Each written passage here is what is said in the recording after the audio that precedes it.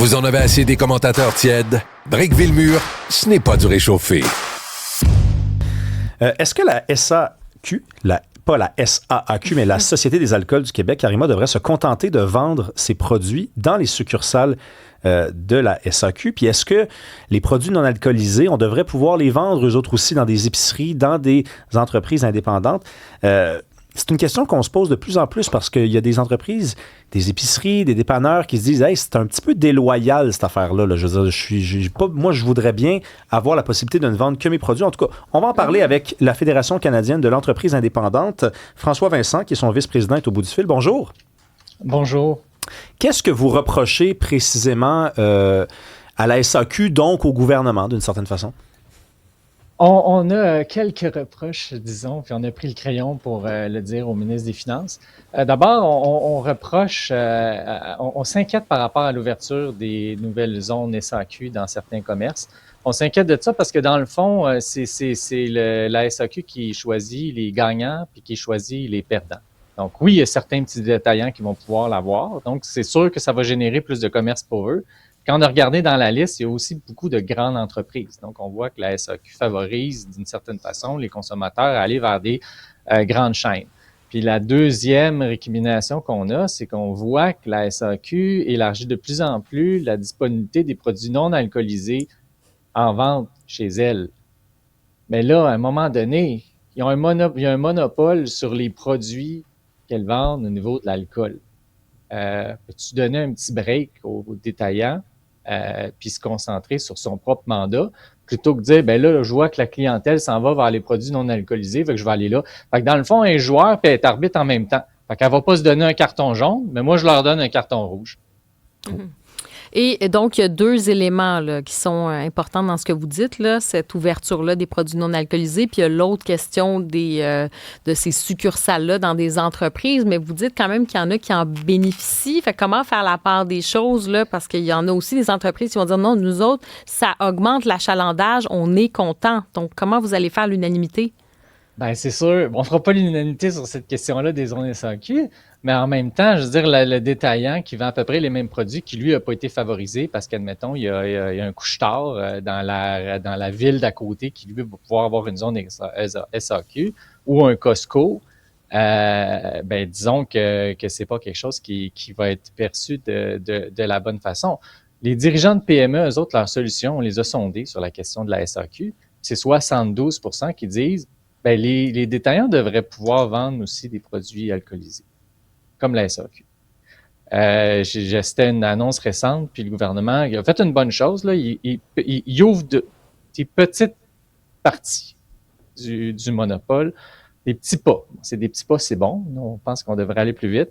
Puis notamment pour les prêts à boire. Donc, les distilleries vont être en mesure de vendre des prêts à boire dans les détaillants. Ça leur ouvre 6 000 nouvelles places pour vendre leurs produits, mais pas leur 40%. C'est dangereux, le 40%. Hein? Du 7%, oui, mais pas du 40%. Pourquoi? Puis après ça, la SAQ n'est pas capable de mettre toutes les gins qui sont disponibles. Puis on dit, ben peut-être qu'il y a trop de gin. Mais pourquoi il n'y aurait pas une boutique spécialisée en gin qui pourrait s'ouvrir au Québec puis le vendre? Pourquoi? Parce que Ouais, on a créé la SAQ en 1921, parce que pour réagir à la prohibition, puis parce que c'est une vache à lait, donc on va avoir des œillères en tant que gouvernement, puis on va laisser la SAQ faire ce qu'elle veut sur son terrain. Mais là, en même temps, c'est parce que c'est un peu contradictoire, me semble, ce que vous dites, parce que vous dites il devrait pouvoir y avoir des boutiques de gin et la SAQ ne devrait pas avoir le monopole de la vente d'alcool fort ou de gin, mais vous dites aussi on ne devrait pas avoir plus de produits de la SAQ dans les entreprises, ou en tout cas, on a un problème avec les zones de SAQ dans les... C'est bon pour le client, là, non, qui est de plus en plus... je pense pas que ça se contredit. Si, admettons, là, vous avez un commerce, vous, là, puis que votre voisin en face, là, il peut avoir une zone SAQ. Oui, mais c'est quoi votre solution? C'est qu'il n'y en ait pas de l'autre côté ou que les deux en aient une? Ben, qui ouvre le marché. Puis après ça, ça pourrait régler. Nous, les dirigeants de PME disent on trouverait ça plus simple de pouvoir vendre du produit alcoolisé de notre côté aussi. Donc, nous, on voit qu'il y a un problème au niveau concurrentiel de choisir 95 gagnants. Je comprends. Pour vendre une partie de produits que tu peux pas vendre comme un détaillant. Puis après ça, dans leur succursale normale de la SAQ, bien, il y a de plus en plus de place sur les tablettes pour des produits non alcoolisés que là, les détaillants peuvent vendre, puis qui vont perdre des ventes parce qu'il y a des personnes qui vont aller à la SAQ, vont pouvoir acheter des produits non alcoolisés. Fait que nous, on voit qu'il y a une distorsion dans le marché. Puis le commerce de détail, c'est des petites marges, des petites marges. Puis l'année passée, selon notre baromètre des affaires, ça c'est un indicateur économique reconnu qui est regardé notamment par la Banque du Canada, il y a 55% des dirigeants de PME qui ont vu qui ont vu leur année plus difficile parce qu'il y a eu une diminution de la demande. Puis le mois de juin, les données du baromètre démontrent aussi que 59% des détaillants au Canada qui vivent une diminution de la demande. Puis de l'autre côté, l'inflation puis l'augmentation des coûts d'exploitation, c'est pas juste les citoyens qui vivent ça, c'est les petites entreprises aussi. Puis le coût est plus lourd, plus petit parce que tu n'es pas capable de faire des économies d'échelle. C'est dans cette situation-là où on va aller chercher des parts de marché dans des petits détaillants qui sont névralgiques pour assurer la vitalité des cœurs de ville et villages. Mm-hmm. Et sur quoi on peut travailler, mettons, dans l'immédiat? Parce que là, vous avez lancé comme plusieurs pistes, là, mais c'est quoi l'urgence là, pour les détaillants en ce moment? Est-ce que vous avez mentionné cette idée là, de commerce, exemple, là, qui serait spécialisé sur le gin ou des choses comme ça? Est-ce que ça, il y a une ouverture pour aller dans ces créneaux-là? Bien, le gouvernement a fait une commission pour voir comment ils sont capables de continuer à libéraliser ou d'ouvrir les parts du marché de l'alcool au Québec. Moi, je trouve que ça va pas assez vite. Puis, on a envoyé la lettre pour shaker un peu le gouvernement, puis peut-être aussi donner des idées à des partis politiques qui pourraient arriver avec des idées.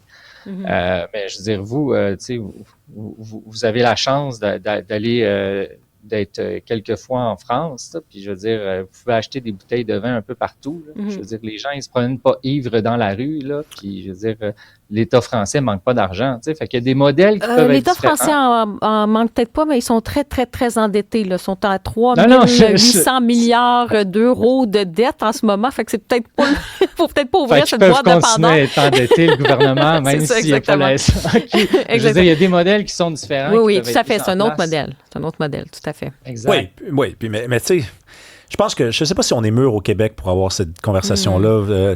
Dès qu'on parle de privatiser, on dirait qu'on a l'impression qu'on est en train de vouloir nous attaquer puis que c'est le marché qui met à mal des symboles forts de l'État québécois. Il y a peut-être des symboles qu'il ne faut pas toucher, mais la SAQ, moi, je me demande aujourd'hui, c'est quoi exactement la fierté qu'on tire de ça? Est-ce qu'il y a vraiment une inspiration de fierté à la SAQ, là? Oui, puis où est-ce que le gouvernement devrait être ou ne pas être? Puis après ça, on veut sensibiliser la population aux effets néfastes de l'alcool. On veut protéger pour être capable justement qu'il n'y ait pas d'abus. Mais ça, on peut le faire aussi en permettant d'ouvrir le marché. Après ça, ben ça vient aussi avec des coûts, la SAQ. Là. Il y a des briques, il y a des employés syndiqués, etc. Il y a peut-être un modèle de taxation, de captation de taxation pour ouvrir le marché qui va permettre aussi d'avoir une entrée fiscale, mais à permettre à certains produits spécialisés de se vendre en boutique. Mais là, la première chose qu'on voulait dire, c'est de lever le drapeau puis de dire, hey, là, il commence à avoir, la SAQ commence à épandre ses tentacules un peu partout. Puis là, à un moment donné, on voulait envoyer excusez l'anglicisme, un wake-up call.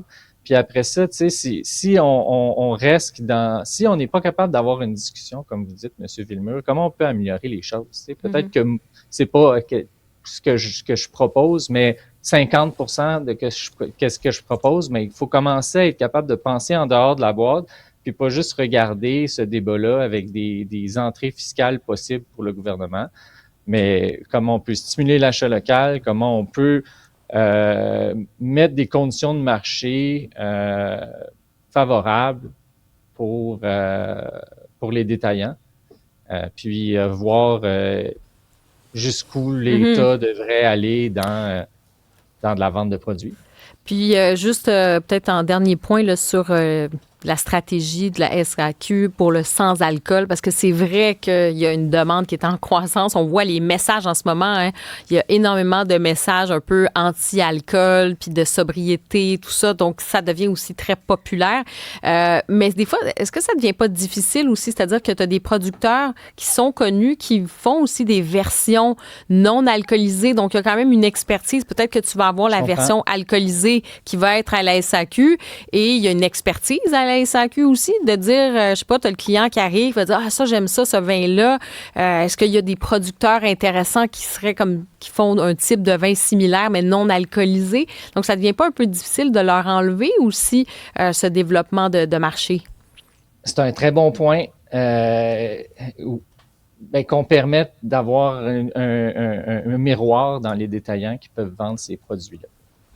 Pour qu'on ne fasse pas perdre des ventes. Moi, j'en fais partie, là, ça fait plus qu'un an et demi que je ne bois pas, puis je ne vais pas souvent à la SAQ, mais quand j'y allais, je me rappelle que je pouvais acheter de la bière, puis pas de la bière, il y avait de la bière spécialisée, mais je pouvais acheter de la bière que j'aurais acheté au stade, là, par exemple. Je peux l'acheter au dépanneur aussi. Puis je comprends que c'est des parts de marché importants. Puis quand un producteur québécois est capable de rentrer à la SAQ, ça y ouvre un marché incroyable. Maintenant, travaillons donc pour permettre d'avoir une meilleure offre de services de produits québécois en SAQ, puis sans faire en sorte qu'il y ait un empiètement encore plus grand, puis qu'après ça, on se ramasse avec des dépanneurs d'État. Merci beaucoup, François Vincent, vice-président de la Fédération canadienne de l'entreprise indépendante, Division Québec. Bonne journée. Merci. Karima, c'est la question des produits non alcoolisés, je pense, qui a peut-être choqué plus qu'à l'habitude la Fédération canadienne, parce que l'affaire des zones, ça, c'est un vieux débat, là, les zones, qui y a droit, qui n'y a pas droit.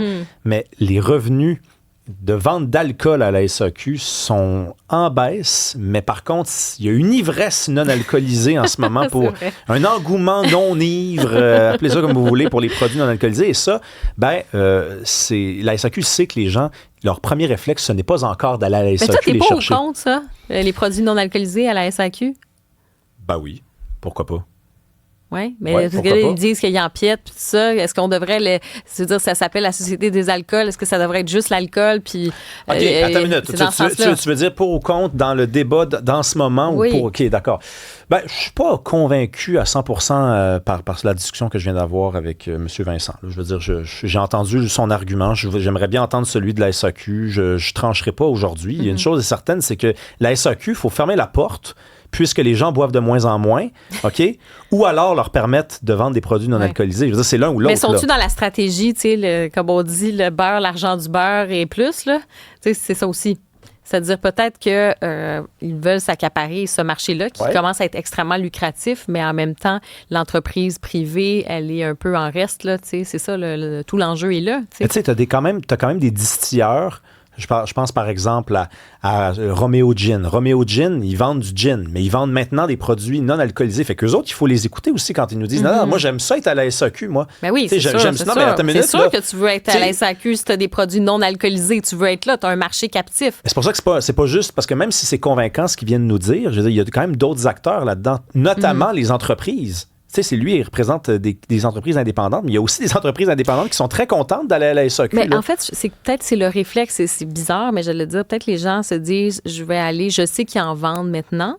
Donc, ils ont le réflexe en disant, je vais aller à la SAQ, puis je vais poser la question, regarde, moi, j'aime ça, ce gin-là. T'as-tu un peu ce que je disais à M. Vincent, qu'est-ce que tu as comme équivalent dans le non-alcoolisé? Donc, tu vas aller chercher une expertise. Peut-être que s'il y avait plus de boutiques maintenant spécialisées dans le non-alcoolisé, qui diraient, regarde, nous, on est spécialisés, on a développé une expertise, venez chez nous, c'est accueillant, une chaîne, je ne sais pas dans quelle mesure tout ça serait possible, mais j'ai l'impression que c'est l'offre, si l'offre est intéressante, le public va y aller.